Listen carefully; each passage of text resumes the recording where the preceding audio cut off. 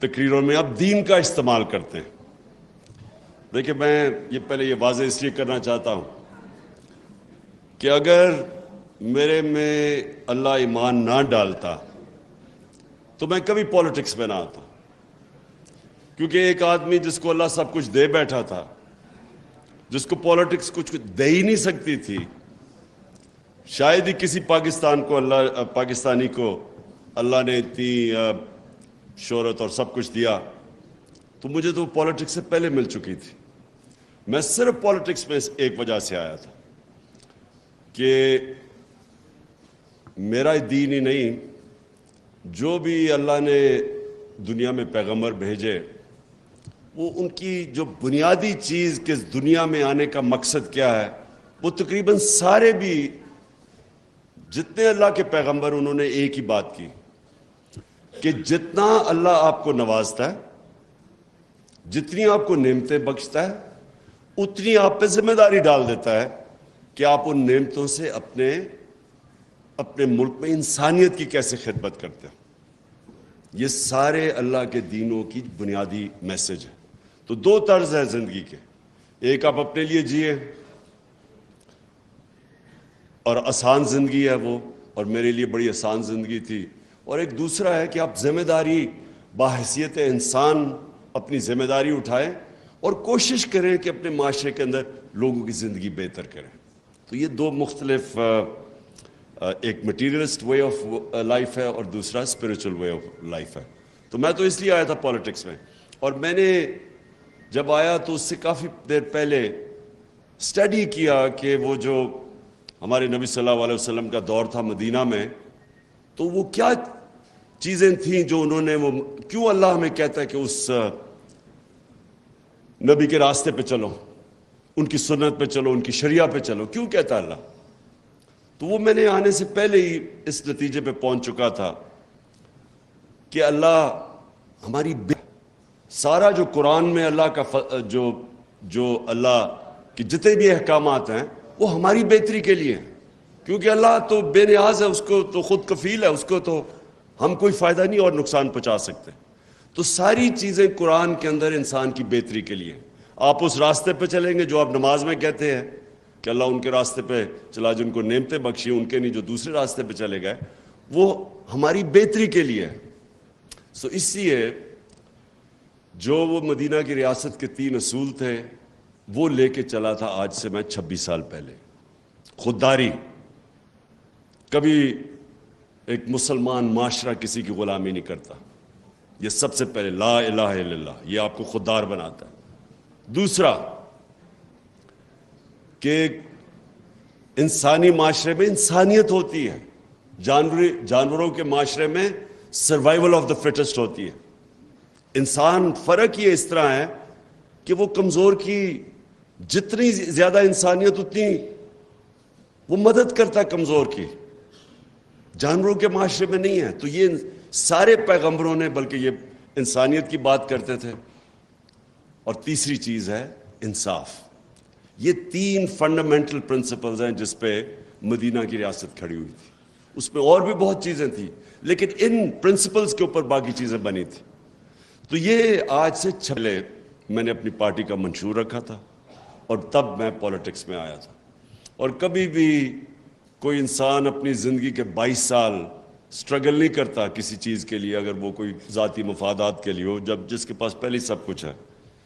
تو اس لیے میں کبھی کسی کے دین کے اوپر کامنٹ نہیں کرتا. کیا وہ ایتھیسٹ ہے، کیا وہ دینی ہے، جو ایگنوسٹک ہے، یہ انسان کے اوپر ہے. یہ اللہ نے ہمیں یہ نہیں کہا کہ صرف ان سے بات کرو جو کہ صرف ایمان والے ہیں.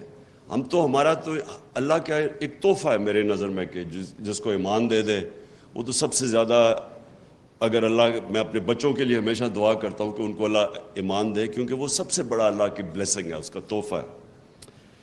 اب میں آتا ہوں جی آج کا جو موضوع ہے. یہ کنیکٹڈ ہے ایکچولی میری جو 26 سال پہلے پالیٹکس میں نام رکھا تھا انصاف کی تحریک. کیونکہ میں اپنے تجربے سے، میں کوئی اسلام کا اسکالر نہیں تھا، میں نے تو صرف اپنی زندگی کا جو تجربہ تھا، جو ساری دنیا میں دیکھی کانٹراسٹ دیکھتا تھا، آدھا وقت انگلینڈ میں یونیورسٹی میں گزارتا تھا، یونیورسٹی کے بعد کرکٹ کی وجہ سے آدھا وقت میں پاکستان گزارتا تھا. تو یہ سارا وقت میں موازنہ کر سکتا تھا دونوں معاشروں کا، جو اور شاید لوگ میرے سے بہت عقل والے لوگ ہوں گے لیکن ان کو اس طرح کی اپرچونٹی نہیں تھی کہ جو میرے پاس تھی. تو میں اپنے تجربے کے اس کے اوپر پہنچا اس نتیجے پہ کہ اگر ایک معاشرے کے اندر انصاف نہیں ہے وہ معاشرے میں خوشحالی نہیں آتی. ابن خلدون اپنی جو مسلمانوں کی بلکہ دنیا کا ایک اپنی ٹائم کا جس کو کہتے ہیں فادر آف ماڈرن ہسٹوگرافی، اس سے بڑا کوئی ذہن نہیں تھا. وہ لکھتا ہے کہ میری زندگی کا تجربہ قرآن پڑھ کے بھی اور زندگی کا تجربہ یہ کہ اللہ نے انسان کو زمین پہ بھیجا ہی ایک مقصد سے ہے کہ میری زمین پہ انصاف قائم کرو. اور یہ جو ونسٹن چرچل کی جو بات کی جاتی ہے جب برطانیہ تباہ ہو رہا ہوتا ہے تو وہ تب کہتا ہے، وہ پوچھتے ہیں جی ہم بچ جائیں گے، اس نے کہا کیا اگر آپ کی عدالتیں انصاف دے رہی ہیں تو آپ تباہ نہیں ہو سکتے. حضرت علی رضی اللہ تعالیٰ کہتے ہیں کفر کا نظام چل جائے گا لیکن ناانصافی کا نظام نہیں چل سکتا. تو یہ میں 26 سال پہلے اس تحریک انصاف کی تحریک کا نام رکھا تھا. رول آف لا جو ہے وہ فنڈامنٹل چیز ہے جو فرق کرتا ہے معاشروں میں. ابھی رول آف لا انڈیکس کی بات کر رہے تھے گوندل صاحب کہ ہم 130 نمبر پہ ہیں، دنیا میں 130 نمبر پہ ہیں. سوئٹزرلینڈ دنیا میں نمبر 1 پہ ہے. رول آف لا انڈیکس پہ سوئٹزرلینڈ نمبر 1 پہ ہے، ہم 130 پہ ہیں. سوئٹزرلینڈ کے جو، کیونکہ میں نے سوئٹزرلینڈ دیکھا ہوا ہے، اس کی صرف کمال ایک ہے کہ ان کے زبردست پہاڑ ہے. پہاڑوں کے اوپر لوگ جاتے ہیں، ٹورزم ہوتی ہے، سردیوں میں اسکیئنگ ہوتی ہے. اور ہمارا جو پہاڑ ہیں دگنے ہیں سوئٹزرلینڈ سے، ہمارا ناردرن ایریا سوئٹزرلینڈ سے دگنا ہے. جو خوبصورتی ہے وہ سوئٹزرلینڈ سے کئی گنا زیادہ ہے. لیکن سوئٹزرلینڈ خوشحال ہے. صرف اپنی پہاڑوں کی ٹورزم سے سوئٹزرلینڈ $60 ارب سال کا کماتا ہے. $60 ارب، چھوٹا سا سوئٹزرلینڈ. ہماری ساری ملک کی ایکسپورٹس، ہم نے ایکسپورٹس ہماری تاریخی تھی $30 ارب، $31 ارب یا $32 ارب. ان کو صرف ٹورزم سے $60 ارب ملتا. سوئٹزرلینڈ ٹورزم سے پیسے اس لیے نہیں بناتا کہ ان کی ملک میں خوبصورتی زیادہ ہے، وہ اس لیے بناتا ہے کہ وہاں رول آف لا ہے، وہاں کوئی قانون سے اوپر نہیں ہے. اس ملک کے اندر ان کی عدالتیں انصاف کرتی ہیں. اس کے ملک کے اندر جو عام شہری ہے اس کو اس کے ملک کا قانون مکمل طور پہ تحفظ دیتا ہے طاقتور سے. اور جب ایک کمزور انسان کو اس کے ملک کا انصاف کا نظام تحفظ دیتا ہے، وہ انسانوں کو آزاد کر دیتا ہے. تو سب سے امپورٹنٹ چیز آپ کی سمجھنی ہے کہ صرف آزاد انسان کی پرواز اوپر ہوتی ہے. بڑے کام صرف آزاد انسان کرتے ہیں. غلام ملک کے اندر بھی اگر ایک انسان آزاد ہو وہ اس ملک میں بھی اوپر چلا جاتا ہے. میں ہمیشہ 2 انسانوں کی بات کرتا ہوں جو غلام ہندوستان میں بڑے ہوئے، قائد اعظم اور علامہ اقبال. آزاد ذہن تھے. فلسفہ دیکھیں علامہ اقبال کا، شاید میں نہیں سمجھتا، میں کوئی اتنا بڑا اسکالر نہیں ہوں، لیکن میں نہیں سمجھتا کہ پچھلے 500 سال میں علامہ اقبال تھے. اور قائد اعظم سارے برٹش انڈیا کے اندر سب سے قابل لائر سمجھے جاتے تھے، سب سے زیادہ ان کی فیس ہوتی تھی. تو قائد اعظم کا دیکھ لیں کہ وہ ایک غلام ہندوستان میں ایک آزاد ذہن تھا، جو وہ آزادی کی بات کرتے تھے، جو ان کی رسپیکٹ تھی، خودداری تھی. میں اب ذرا ماڈرن کئی دفعہ کہتا ہوں کہ وہ جو شہباز شریف کا ایک میں ٹیپ چلاتا ہوں کہ ہم بھیک نہیں مانگنے ہیں لیکن ہم مجبور ہیں، ہم یہ ہیں وہ ہیں. قائد اعظم کو سنیں ذرا آپ، اس کی ساری آپ تقریریں سنیں، ان کے مخالف کے کامنٹ سنیں قائد اعظم کے اوپر. تو یہ بڑے کام صرف آزاد ذہن کرتے ہیں. جو انوویشنز اور انوینشنز ہیں وہ صرف آزاد ذہن کرتا ہے. غلام ذہن صرف اچھا غلام بنتا ہے. اور سو ڈفرینٹ قسم کی آزادیاں جو میں تحریک حقیقی آزادی کی بات کرتا ہوں اس میں مختلف قسم کی ہے. آج ہم صرف وہ آزادی کی بات کر رہے ہیں جو کہ آزاد عدلیہ، جو رول آف لا امپلیمنٹ کرتی ہے اور جو قوم کو، لوگوں کو آزاد کرتی ہے، طاقتور کے ظلم سے آزاد کرتی ہے. اور کی ایک جو پہلا مغل بادشاہ جب آیا تھا تو اس کے اوپر یہ ایک انسیڈنٹ بتایا جاتا ہے کہ وہ جب آیا تو اس نے ایک چھوٹی سی پہلے ریڈ کیا، فتح کرنے سے پہلے اس نے ایک ریڈ کی پانی پت سے پہلے سیالکوٹ کے پاس. تو کہتا ہے ایک چھوٹی سی لڑائی ہوئی، یہ جیت گئے. تو کہتا ابھی وہ شام کو بیٹھا دیکھ رہا تو تھوڑی دور، لڑائی سے تھوڑی دور ایک کسان اپنا ہل چلا رہا ہے. وہ بڑا حیران ہوتا ہے کہ یہ اس کو کوئی فرق ہی نہیں پڑا کہ کوئی باہر سے فوج ہے، یہ لڑائی ہوئی ہے. وہ کسان کو بلاتا ہے شام کو، کہتا ہے تم بڑے دلیر آدمی ہو گئے کہ تمہیں فرق ہی نہیں پڑا کہ باہر سے کوئی فوج ہے یا لڑائی. وہ کہتا ہے میرا کسان، میرا حل چلتا رہا، مجھے کیا فرق پڑتا ہے کون آئے کون جائے، کیونکہ وہ تو آزاد ہی نہیں تھا. کیوں سارا قبائلی علاقہ اور افغانستان کیوں ہمیشہ اپنی آزادی کے لیے لڑتے ہیں؟ کیونکہ وہ آزاد ہیں. ان کا جو سسٹم ہے جرگا سسٹم، وہ بیسکلی ریپرزینٹ کرتا ہے. ان کی جوری سسٹم بھی بن جاتا ہے، ان کو انصاف بھی مل جاتا ہے اور ان کی آواز بھی ہوتی ہے، وہ پھر لوکل گورنمنٹ بھی بن جاتی ہے. تو وہ ہمیشہ لڑتے تھے.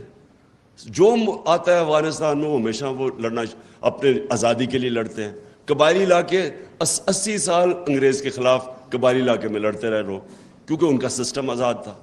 سو آزاد، جب ہم آزادی کی بات کرتے ہیں یہ یاد رکھیں کہ فیوڈل سسٹم جس کے اندر طاقتور کے لیے قانون، کمزور کے لیے دوسرا، اس کے اندر کبھی اس معاشرے کا پوٹینشیل اوپر نہیں آتا. آسٹریلیا وغیرہ دیکھے ہوئے تھے، امریکہ، تو میں بڑی پہلے اس نتیجے پہ آ گیا تھا کہ جب جو اللہ نے اتنی نعمتیں بخشی ہیں پاکستان کو، ہمیں خود بھی نہیں اندازہ، مجھے بھی پوری طرح اندازہ نہیں تھا جب تک میں 3.5 سال پرائم منسٹر نہیں بنا، کہ اللہ نے ہر قسم کی اس ملک میں ہر قسم کی نعمتیں بخشی ہیں. کسی ایک بھی ہم اٹھا لیں تو ہم اوپر جا سکتے ہیں. اور تو چھوڑے جو منرلز ہیں پاکستان میں، مدنیات ہیں، ہم صرف اسی پہ کانسنٹریٹ کر رہے ہیں، وہی پاکستان کو اٹھا سکتے. ٹورزم پہ کانسنٹریٹ کر وہاں اٹھ سکتا ہے. ایگریکلچر کے اوپر ہمارا جو زراعت ہے، اس پہ ہم صرف ماڈرن ٹیکنیکس ہی لے آئیں، اسی میں ملک اٹھ سکتا ہے. انڈسٹری میں ہمارا انیشیٹو ہے، باہر پروفیشنلز بیٹھے ہوئے ہیں، ہمارا 1 کروڑ پاکستانی باہر بیٹھے جن میں ٹاپ کلاس پروفیشنلز ہیں، انٹرپرینرز ہیں، پروفیسرز ہیں، ہر قسم کا ایکسپرٹ باہر بیٹھا ہوا ہے. لیکن ہمارے ملک میں رول آف لا نہیں ہے. ہمارا جو سب سے بڑا، یہ لوگ مجھے کہتے ہیں نا، یہ جو گورنمنٹ آئی کہ جی ابھی وہ سعودی عربیہ نے پیسے دے دیے، اس نے UAE نے پیسے دے دیے، وہ اب سوری جی چائنا پہ، یہ کینسر کا علاج ڈسپرن سے ہو رہا ہے. قرضوں کی کینسر پھیلتی جا رہی ہے. جب تک کہ اس ملک میں انویسٹمنٹ نہیں آتی، ہم اس ملک میں ڈالرز نہیں آتے. ہم نے 2 طرح تو ڈالرز ریکارڈ منگوائے تھے، ایکسپورٹس ہماری ریکارڈ تھی، ریمیٹنسز ریکارڈ تھی، لیکن جو انویسٹمنٹ تھی جس سے اصل میں پاکستان اٹھ رہا ہے، اس کے سب سے بڑی رکاوٹ اس کے سامنے رول آف لا نہیں ہونے کی ہے، کانٹریکٹ انفورسمنٹ نہیں ہے. بڑے بڑے انویسٹر ڈرتے ہیں، جو میس لیول پہ جو آپ کے اوورسیز انویسٹرز ہیں، جو کہ چھوٹی چھوٹی انویسٹمنٹ کر سکتے ہیں. 1 کروڑ میں سے 20 لاکھ پاکستانی انویسٹمنٹ کر دیں، 1 کروڑ میں سے 20 لاکھ بھی انویسٹ کر دیں، کسی سے پیسے لینے کی ضرورت نہیں، کوئی IMF کے پاس جانے کی ضرورت نہیں. تو پوچھے وہ انویسٹ کیوں نہیں کرتے؟ سب سے بڑا ان کا پرابلم یہ ہے کہ جہاں جیسے ہی وہ پھنستے ہیں ان کو کوئی اعتماد نہیں ہے کہ ہمیں انصاف ملے گا، ہماری انویسٹمنٹ بچے گی. میں سارا وقت، کیونکہ میں اوورسیز پاکستانی سے پیسے اکٹھے کرتا تھا، شوکت خانم کے لیے، پھر تحریک انصاف کے لیے، تو مجھے ہمیشہ یہ کہا کرتے تھے کہ ہم جب پلاٹ بھی لیتے ہیں تو اس کے اوپر قبضہ ہو جاتا ہے. کون فیکٹری لگائے گا، کون بزنس شروع کرے گا؟ وہ دبئی میں جا کے بزنس کرنا شروع کر دیتے ہیں، یہاں بزنس نہیں کرتے. کیونکہ جب ایک پلاٹ کے اوپر، پلاٹ سے زیادہ سیف چیز کیا ہے، اس کے اوپر ان کو مصیبت پڑ جاتی ہے کہ اس کے اوپر قبضے ہو جاتے ہیں، عدالتوں کے وہ چکر لگاتے ہیں. کوئی طاقتور آ کے قبضہ گروپ آ کے، اچھا قبضے گروپ بھی سمجھ گئے ہیں کہ اوورسیز پاکستانیوں کی کون سا پراپرٹی ہے، وہ بیچارے خرید کے واپس جاتے ہیں, پیچھے سے قبضہ ہو جاتا ہے.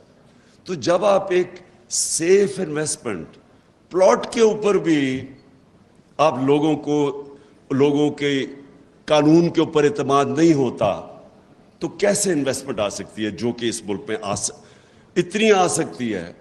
کیونکہ جو اوورسیز پاکستانیز کے پاس اس وقت جو ان کے پاس ڈالرز پڑے ہوئے ہیں, جتنا پاکستان کا قرضہ ہے اس سارے قرضے سے زیادہ ڈالرز باہر پڑے ہوئے ہیں اوورسیز پاکستانی کے. اور میں ان کی بات نہیں کر رہا جو انہوں نے چوری لے کے گئے یہاں کے ڈالرز, میں بات کر رہا ہوں جو انہوں نے باہر کمائی کی تھی جو پاکستان آ سکتا ہے. تو میری پہلی چیز یہ کہ ہمارا جو آج پاکستان کا مستقبل ہے, فیوچر جس طرف ہم جا رہے ہیں, یہ لازم ہے کہ اگر ہم رول آف لا اس ملک میں نہیں اسٹیبلش کرتے, ہم کبھی بھی اس ملک کو اس دلدل سے نہیں نکال سکتے. ہماری جو معیشت ہے, میں تو پہلے اس کے معیشت کے اوپر بات کرتا ہوں, کہ یہ کبھی بھی پراسپر نہیں کر سکتی جب تک کہ پاکستان میں رول آف لا نہیں آتا, ہم اسٹیبلش نہیں کرتے. جو انویسٹر ہے اس کو اعتماد نہیں ہوتا ہماری کانٹریکٹ انفورسمنٹ کے اوپر. یہ نمبر 1 میری چیز ہے. نمبر 2, انسان کا جو پوٹینشیل ہے اس ملک میں وہ کبھی ریلیز نہیں ہوگا جب تک کہ انسان کو ہم پروٹیکشن نہ دیں, جب اس کے بنیادی حقوق کو ہم پروٹیکٹ نہ کریں. آپ کے سامنے یہ کلاسک کیس ہے, شہباز گل کا یہ کلاسک کیس آپ کے سامنے ہے. ایک آدمی کو اغوا کیا جاتا ہے, اس کو پکڑ کے سب کے وہ تصویر ہے کہ آئے ہیں لوگ گاڑی میں, کوئی وارنٹ نہیں دکھائی جاتی, وہ کوئی مفرور نہیں تھا, کوئی بھاگ نہیں رہا تھا. کہیں بھی جا کے آتے اس کو وارنٹ دکھاتے, جی یہ آپ کے اوپر چارجز ہیں, اس کو لے جاتے. اغوا کر کے لے کے گیا, پتہ ہی نہیں پہلے ہمیں چلا وہ گیا کدھر ہے. ادھر انہوں نے اس کو تشدد کیا, اس کے اوپر ننگا کر کے اس کو مارا, اور اس کی پھر تکلیف میں اس کی تصویریں بنائیں ننگا کر کے. میں تو پہلے تو یہ ذرا سن لیں کہ یہ کس مہذب معاشرہ جس کے اندر قانون ہوتا ہے وہاں اس کی اجازت ہے. کوئی مجھے معاشرہ بتا دے دنیا میں کہ وہ اجازت دیتا ہے یہ کر. تو پہلے تو اس کو مارتے ہیں, اس کے بعد پتا چلتا ہے جی اچھا 2 دن کے بعد پتا چلتا ہے جی اس نے وہ بہت بڑا کوئی غداری کر دیا ملک کے ساتھ. اچھا میں اب یہ اپنا کہوں کہ مجھے پتہ ہی نہیں تھا شروع میں کیا ہوا. مجھے اس کی صرف ایک میسج آئی کہ کال آئی کہ جی میں نے کوئی ٹی وی کا انٹرویو دیا, اس میں تھوڑی سی کنٹروورسی ہے. میں نے کہا کیا کہ جی میں نے کوئی کارڈ کر دیا جی گورنمنٹ آفیسز. اس کے بعد میں پتا چلا کہ اصل میں تو یہ وہ اصغر خان کا کیس تھا, اس کے اندر عدالت ہی وہی باتیں کر رہی ہے. یعنی وہ کوئی اتنا بڑا جرم نہیں تھا کہ اس کو اس طرح پہلے اغوا کرو پھر مارو, اس سے پھر پتہ نہیں کیا. اور اس کو جو حال تھا, مجھے تو بعد میں وکیلوں نے بتایا کہ اس کا وہ مینٹلی ٹوٹل شیٹر کر دیا انہوں نے اس کو. تو کیا ہوگا کہ اس کو بالکل ہی مینٹلی ایک آدمی کو, اچھا وہ چلے یا تو ہونا وہ کوئی اس طرح کا جو جیل سے اندر باہر جاتا ہو, وہ تو تکڑے ہوتے ہیں لوگ. وہ پروفیسر وہاں کا, وہ امریکن یونیورسٹی کے اندر وہ لیکچر دے رہا ہے, اس کو یہ جب ٹریٹمنٹ کی گئی تو اس کا اوپر جو ذہنی طور پہ گزرا ہوگا, میں بھی حیران کہ سوچیں اس کی فیملی ہوگی, اس کی وائف ہوگی, وہ کیا اس کی تصویریں دیکھ رہی ہیں, وہ کیا سوچتی ہوگی. اس کے رشتہ دار, اس کے بھائی, اس کے فادر ان لا میرے پاس آئے, وہ سارے اس کو دیکھ کے بریک کرنا, اور جو کر رہے تھے ان کو کوئی خوف نہیں تھا قانون سے, ان کو کوئی فکر نہیں تھی کہ ان کا کوئی احتساب ہوگا, کوئی قانون ان کو انصاف کے کٹہرے میں کھڑا کیا جائے گا, کوئی فکر نہیں تھی ان کو. ظلم کرتے ہیں, پولیس سے پوچھتے ہیں, بعد میں پولیس کہتے ہیں جی ہم نے تو نہیں کچھ کیا. تو پھر اس کو کہہ دیا ہے کہ جب خاتون میجسٹریٹ کے پاس آیا, جب اس کو پتا تھا تشدد ہے, آج ثابت ہوا ہے کہ اس کے اوپر تشدد ہوا ہے, عدالت میں اس کی رپورٹ دی گئی ہے کہ اس کے اوپر تشدد ہوا, اس نے پھر اس کو پولیس کے پاس ریمانڈ پہ بھیج دیا. یعنی کوئی چیک کرنا چاہیے. اور کیا ان کی کوئی اکاؤنٹیبلٹی نہیں ہے کہ ایک آدمی دیکھ رہے ہیں تصویریں اس کی, دیکھ رہے ہیں وہ پبلک میں بالکل مینٹلی بریک ہوا ہے, اس کو پھر پکڑ کے واپس بھیج دیا اسی پولیس کے پاس, اور چیک بھی نہیں کیا کہ اس کے اوپر تشدد ہوا یا نہیں. اور پھر یہ جو آئی جی اور ڈی آئی جی ہے, کون ذمہ دار ہے کہ ایک آدمی کو آپ نے غیر قانونی طور پہ اٹھا کے, کدھر یہ اجازت دیتا ہے؟ اور اس کے اوپر اچھا میں کہہ رہا ہوں کہ قانونی کارروائی کریں گے, وہ کہتے جی دہشت گرد. سوچ لے کہ اچھا پہلے وہ غلط کام کر رہے ہیں, ان کے غلط کام کرنے کے لیے ہم کہہ رہے ہیں قانونی کارروائی کریں گے, اور وہ اوپر سے دہشت گردی کا پرچہ کروا دیتے ہیں میرے اوپر, اور جناب وارنٹ نکال دیتے ہیں. یہ ساری چیزیں کیا شو کرتا ہے کہ ہمارے ملک میں قانون کی حکمرانی نہیں, طاقت کی حکمرانی ہے. جو طاقتور ہے وہ قانون سے اوپر ہے, جو کمزور ہے اس کی حفاظت نہیں کرتا قانون. اس لیے یہ بڑا امپورٹنٹ ہے کہ ہم اپنے ملک میں جد و جہد کریں. یہ پاکستان کی فیوچر کی جنگ ہے. یہ جو آپ انصاف کی جو تحریک ہے, اس ملک میں رول آف لا قائم ہے, یہ ملک کا فیوچر ہے. یا ایک طرف یا ملک ادھر جائے گا اور یا دوسری طرف تباہی کی طرف جائے گا. اگر اسی طرح اس ملک کے اندر قانون کی حکمرانی نہ ہوئی, میں آپ کو کہتا ہوں کہ کوئی طریقہ ہی نہیں ہے کہ ہم یہ معاشی تباہی سے بچ سکتے. کوئی کسی کے پاس آنسر نہیں ہے. وہ بڑا سنا تھا جی, بہت بڑا جینیس تھا شہباز شریف. لوگوں نے ریئلائز نہیں کیا کہ اشتہاروں کے اندر ہی وہ جینیس تھا. ساری ترقی اشتہاروں میں تھی. جب سے وہ آیا, مجھے کوئی یہ بتا دے کہ ان کے پاس کون سا روڈ میپ ہے. یہ جو ہم قرضے لیتے جا رہے ہیں, گروتھ ریٹ کم ہوتی جا رہی ہے, انڈسٹری سکڑتی جا رہی ہے, کسانوں کے پاس اتنی زیادہ مہنگائی کر دی ہے, بجلی کی دگنی قیمت کر دی ہے بجلی کی. کسانوں کے پاس ٹیوب ویل چلانے کے پیسے بل آ رہے ہیں. عام بیچارہ مڈل کلاس سفید پوش, برے حالات ہیں لوگوں کے. تو اکانومی سکڑ رہی ہے, قرضے بڑھتے جا رہے ہیں. تو ہمارے پاس کدھر سے ویلتھ کریشن ہوگی کہ ہم یہ قرضے واپس کریں؟ کدھر سے دولت میں اضافہ ہوگا؟ کہ اگر آپ کی انڈسٹری بھی بند ہو رہی ہے, بے روزگاری بھی بڑھ رہی ہے, ایکسپورٹس گر رہی ہیں, باہر سے جو دولت ریمیٹنسز آنی تھی ان کی اپ ہو گئی ہیں, تو کدھر سے پاکستان کے پاس پیسہ آئے گا یہ قرضے یہ جو لے رہے ہیں اور قرضے؟ کوئی ہمارے پاس راستہ نہیں کہ اگر ہم نے اس ملک کو معاشی طور پہ ٹھیک کرنا ہے تو یہ ایک بڑی, یہ ساری اوور آل پکچر کے اندر جس کے اندر قانون کی حکمرانی آنی پڑے گی, جس کی وجہ سے انویسٹر آئے گا پاکستان میں. اور پھر نہ ہی ڈیموکریسی آ سکتی ہے. ڈیموکریسی اور رول آف لا ساتھ ساتھ چلتے ہیں. آپ اگر الیکشن کروا دیں ایک ملک کے اندر جدھر رول آف لا نہیں ہے, جمہوریت آ ہی نہیں سکتی. جو طاقتور ہے, جس کے پاس پیسہ ہے, جس کے پاس 2 نمبر پیسہ, وہ اوپر آ جائے گا. کیسے مقابلہ کرے گا ایک آدمی, پڑھے لکھے لوگ کیسے مقابلہ کریں گے اس کا جس کے پاس مسل بھی ہے, اس کے پاس جو سندھ کے اندر, آج مجھے بتائیں سندھ کے اندر کون سی جمہوریت ہے جو ان کے یہ پیپلز پارٹی کے خلاف کھڑا ہوتا ہے؟ 15% لوکل گورنمنٹ میں لوگ کھڑے ہی نہیں ہوئے کیونکہ ان کے اوپر کیسز کر کے FIR کر کے ان کو انپوز جتا دیا 15%. باقیوں کے پاس جو الیکشن لڑنے جاتا ہے وہاں اس کے اوپر FIR کٹ جاتی ہے. میرے اوپر 16 FIR کاٹ دی ہے. وہ تو چھوڑے, اب دہشت گردی کا کیس کر دیا. تو بیچارے عام لوگوں کا کیا ہوتا ہوگا؟ مجھے یہ بتائے کہ میرے پاس تو پھر بھی میں ایک چلے, وہ اللہ نے کرنا تھا کہ کل قوم ساری سڑکوں پہ آ گئی رات کو 2 بجے 3 بجے, نہیں تو میں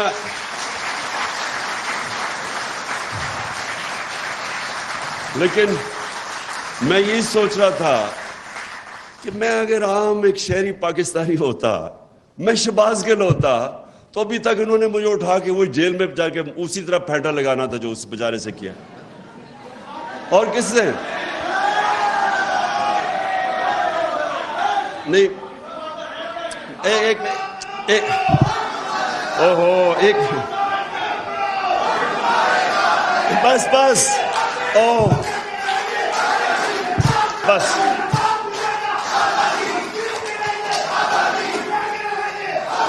بس ایک منٹ بس کرو, سن لو. میں صرف آپ کو ایک یہ میرا مقصد آپ کو سمجھانے کا ہے کہ ایک عام آدمی پاکستان میں جس دن ہمارا قانون اس کو تحفظ دے گا کہ پہلے تو ڈریں گے لوگ اس طرح کا پرچہ کرنے کے لیے، جو ایسا پرچہ کرے گا دہشت گردی کا اس کے اوپر سوالات پہلے عدالت پوچھے گی کہ تمہاری جرت کیسے پڑی، کیوں نہیں اس طرح ہوتا۔ میں برطانیہ میں کتنے 20-30 سال دیکھا، کیوں کسی کے اوپر اس طرح نہیں ہوتا؟ کیونکہ وہاں کی عدالتیں تکڑی ہیں، وہ طاقتور کے بوجھ لیتی ہیں، کھڑی ہو جاتی ہیں انصاف کے لیے۔ جرت نہیں ہوتی گورنمنٹ کی اس طرح کی چیزیں کرنی، وہاں کوئی بھی طاقتور وہاں جرت نہیں ہوتی کہ لوگوں کے حقوق کے اوپر اس طرح ان کو اسائڈ کر کے، ان کو سیٹ اسائڈ کر کے ان کے اوپر کرے جو شہباز گل سے ہوا ہے۔ اور کتنے شہباز گل ہیں پاکستان میں جن کی طاقت نہیں، ان سے آپ یہ کریں۔ میرا پوائنٹ یہ ہے کہ جمہوریت تب آتی ہے جب ایک لیول پلینگ فیلڈ ہوتی ہے۔ Level playing field rule of law آتا ہے اس ملک کی عدالتوں سے۔ جب عدالتیں انفورس کرتی ہیں رول آف لا، وہ الیکشنز میں حقیقی جمہوریت آتی ہے۔ اگر آپ کے رول آف لا نہیں ہے، آپ الیکشنز کروائیں گے تو اس طرح کے کرمنلز اسمبلی میں آتے ہیں۔ میرے دوست ہمسایہ اعتزاز حسن ایک اور بات کی کہ مجھے مفاہمت کرنی چاہیے، آصف زرداری کا انہوں نے نام لیا۔ میں اب اس کا جواب صرف اس طرح دینا چاہتا ہوں کہ دیکھیں، آپ سیرت نبی پڑھیں، ہمارے نبی صلی اللہ علیہ وسلم کی زندگی پڑھیں، کوئی دنیا کی تاریخ میں ان سے عظیم انسان نہیں آیا، نہ آ سکتا۔ لیکن ان سے یہ بھی یاد رکھیں، ان سے زیادہ رحم دل انسان کوئی نہیں تھا۔ رحمت للعالمین تھے، انسانوں کے لیے، مسلمانوں کے لیے نہیں، انسانوں کے لیے رحمت بن کے آئے تھے۔ لیکن اچھا، فتح مکہ کے بعد سب کو معاف کر دیا، وہ لوگ جنہوں نے ان کے اوپر ظلم کیا تھا۔ لیکن جب ان کو کوئی کہا کہ جناب قریش کی ایک لڑکی نے چوری کی ہے تو اس کو آپ ذرا نظر ثانی کریں، تو انہوں نے تب کہا دو چیزیں کہیں۔ میں یہ چاہتا ہوں کہ یہ جب مجھے بار بار کہتے ہیں جی ان سے آپ میں تکبر بڑا ہے، آپ ان سے مفاہمت کر لیں، آپ انڈرسٹینڈنگ کر لیں، میں ہمیشہ یہ آپ بتاتا ہوں کہ جو رحمت للعالمین تھے انہوں نے ہر چیز پہ نظریے کے اوپر، کافر کے خلاف نظریہ فرق تھا ان کا، ان کے اوپر ظلم ہوئے تھے، انہوں نے وہ بھی معاف کر دیے۔ لیکن جب ان کو کہا کہ کرپشن یا چوری کے اوپر قریش معاف کرو، تو انہوں نے کہا کہ بڑی قومیں تمہارے سے پہلے تباہ ہوئیں، جب بڑا چوری کرتا تھا اس کو چھوڑ دیتے تھے، چھوٹے چور کو پکڑتے تھے۔ دیکھیں، اور کہا کہ میری بیٹی بھی چوری کرے گی تو اس کو سزا ملے گی۔ یہ کیوں کہا انہوں نے؟ کیونکہ جب ایک معاشرے کے اندر آپ چوری کو، کرپشن کو ایکسیپٹیبل بنا دیتے ہیں، آپ معاشرہ ختم کر دیتے ہیں۔ معاشرے کی بنیاد رکھی جاتی ہے قرآن کی آیت میں، امر بالمعروف، تم اچھائی کے ساتھ کھڑے ہوتے اور برائی کے خلاف جہاد کرتے ہو۔ معاشرہ لڑتا ہے کرپشن کے اگینسٹ۔ میں یہ کہہ کے لوگوں کو تھک گیا ہوں۔ آپ اگر ایک بڑے بڑے چور وہ نیب جا رہے ہیں تو آپ پھول پھینک رہے ہیں اس کے اوپر، تو آپ کیا میسج دے رہے ہیں اپنی یوتھ کو، اپنی عوام کو؟ آپ کیا میسج دے رہے ہیں کہ چوری بری چیز ہی نہیں ہے؟ مجھے کہہ جی وہ ہمارے صحافیوں نے کہا کہ دیکھیں جب عمران خان کو بھی انہوں نے تقریر کرنے سے منع کر دیا تو نواز شریف کو بھی کر دیا۔ نواز شریف کو پاکستان کے سپریم کورٹ نے 2 سال کی تفتیش کے بعد، جب اس کی کرونا جو پینما پیپرز کے اندر پراپرٹیز اربوں روپے کی پکڑی گئی، اس کے اوپر تفتیش کے بعد اس کو ڈسکوالیفائی کیا اور سزا دی۔ مجھے کس چیز پہ کہہ رہے ہیں کہ جی آپ نے وہ میجسٹریٹ کو کہہ دیا کہ وہ اس کے اوپر قانونی کارروائی ہونی چاہیے، اور آئی جی اور ڈی آئی جی کہہ رہے ہیں میرا بند کر دیا، اور وہ ایک ہی ہے۔ جس ملک کے اندر آپ کے بڑے بڑے صحافی یہ کہتے ہیں اس کا مطلب چپ پلیز کر کے سنو. جب آپ کے بڑے بڑے صحافی یہ کہتے ہیں معاشرے کے اندر کیا پیغام جاتا ہے کہ کوئی چوری بری چیز, کرپشن بری چیز نہیں ہے. آپ کے گھر میں کوئی ڈاکہ مارے, کیا آپ کہیں گے کہ اس کے ساتھ مفاہمت کرو, اس کے آ کے بیٹھو اور بات چیت کرو؟ آپ کہیں گے اس کو جیل میں ڈالو.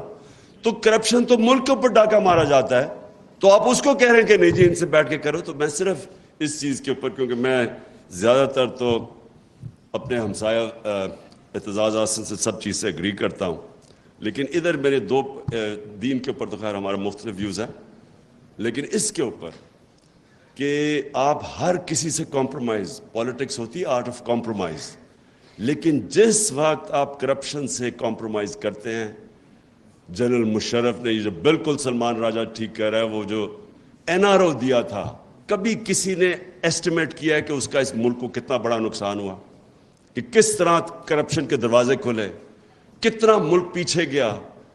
مجھے جب گورنمنٹ میں 4 گنا زیادہ قرضہ ہمارا نیشنل ڈیٹ بڑی 6 ٹریلین سے پہنچ گئی 30 ٹریلین پہ. ہم نے جو پہلا پیسہ اکٹھا کیا ٹیکس میں آدھا چلا گیا ان کے لیے ہوئے قرضوں کی قسطوں پہ, تو ملک ادھر سے چلانا تھا.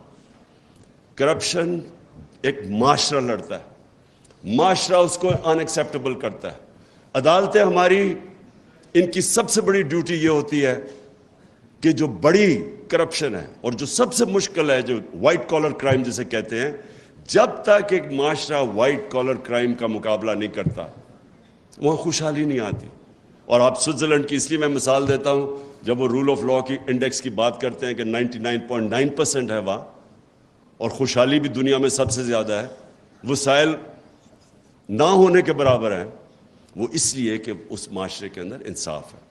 میں آخر میں اپنی بات ختم کرتا ہوں, کہتے ہیں کہ جو سب سے بڑی رکاوٹ ہے طاقتور کو قانون کے نیچے لانے کی, وہ سب سے بڑی جو رکاوٹ ہے وہ خوف ہے. لوگ ڈرتے ہیں, مافیاز ہوتے ہیں طاقتور, وہ آپ کو ڈراتے ہیں, دھمکاتے ہیں. لوگوں کو ڈر ہوتا ہے اپنی جان کھونے کا, لوگوں کو ڈر ہوتا ہے میرا روزگار چلا جائے گا, لوگوں کو ڈر ہوتا ہے کہ جناب مجھے ذلیل کر دیں گے ٹی وی کے اوپر اور میڈیا پہ. میری آخری پوائنٹ یہ ہے کہ جس وقت ایک قوم یہ جو خوف کا بت ہے یہ توڑ دیتی ہے اور وہ کھڑی ہو جاتی ہے, جب وہ اپنے آپ کو آزاد کر لیتی ہے اس خوف سے, تو پھر عدلیہ بھی اس قوم کے سامنے انشور کرتی ہے کہ جسٹس ہو, کیونکہ جو ڈر ہوگا قوم کھڑی ہو جائے گی. جو بڑی اچھی بات کی سلمان نے یہ بھی کہ جب مارشل لا لگے تو لوگ سڑکوں پہ نکلے ہی نہیں, بھائی آرام سے چپ, لوگوں نے ایکسیپٹ کر لیا کسی نے قانون توڑا.